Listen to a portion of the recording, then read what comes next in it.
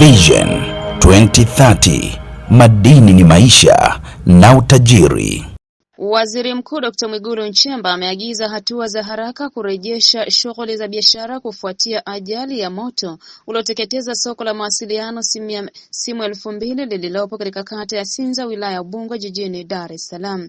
Amesema hayo Aprili 6, 2026 alipofika kukagua madhara ya tukio hilo la moto lililotokea Aprili 4, 2026 ambapo takriban vibanda 500 vya wafanyabiashara wadogo viliteketea.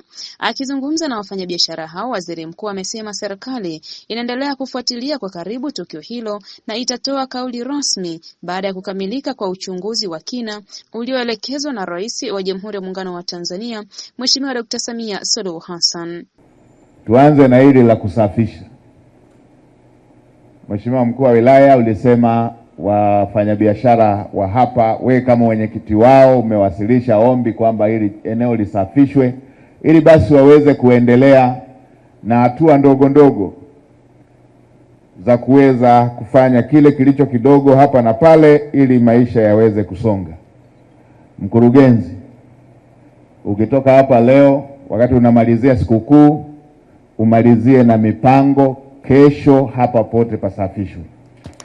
Hii kazi ya kusafisha kesho iishe, ili yule ambaye ataweza kuanza taratibu ndogo ndogo za hapa na pale aweze kufanya hiyo.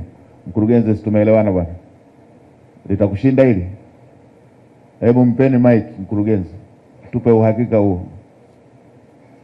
Sogea hapo mkurugenzi, ili wajue kabisa.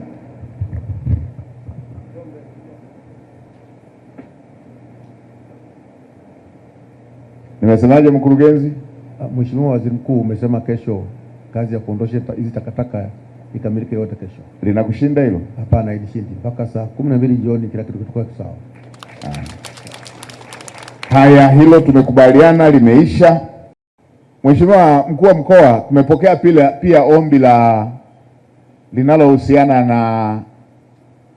na angalizo la wale ambao wenda walikuwa na mikopo, na ombi limeletwa hapa la kuongea na taasisi.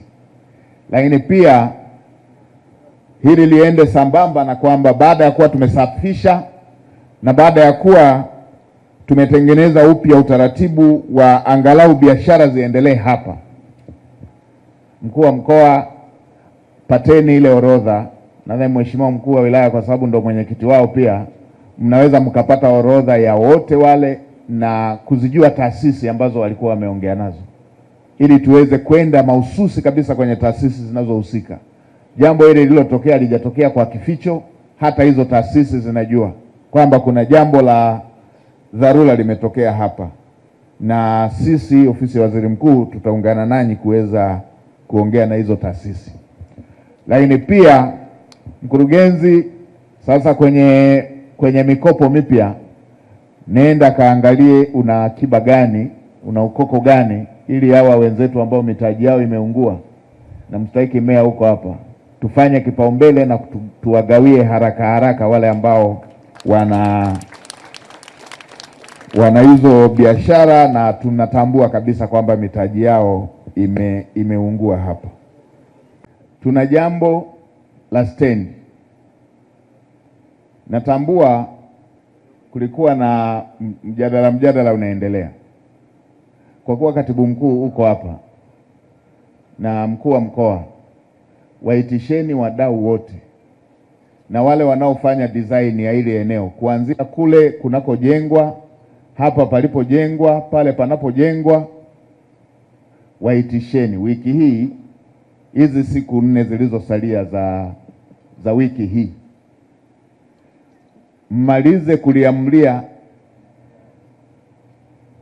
na tuone rasimu ya design inayofanyika hapa, pawepo na eneo la stendi.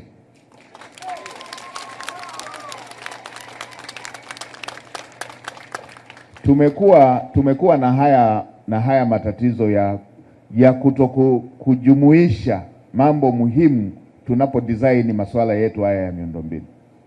Ndio maana inatokea Kuna eneo tunajenga vizuri sana, baada ya muda mfupi tunaanza kubomoa kabla halijabomoka, ili tuweke jambo lingine. Sasa madam panajengwa jambo kubwa pale, na hapa pana soko, na hapa nyuma sio mbali pana soko, lazima tuweke na miundombinu mingine iliyo ya lazima.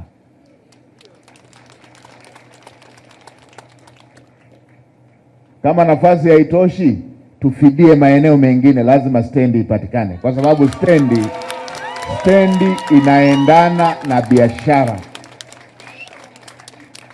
Ndio, stendi inaendana na biashara. Na kwa wakati huu, wakati mna design, patakaposafishwa, mtafute eneo hapo stendi ianze kutumika, mtafute eneo hapo magari yaanze kupaki, lakini kwenye design muweke eneo ambalo litakuwa na stendi ya kudumu.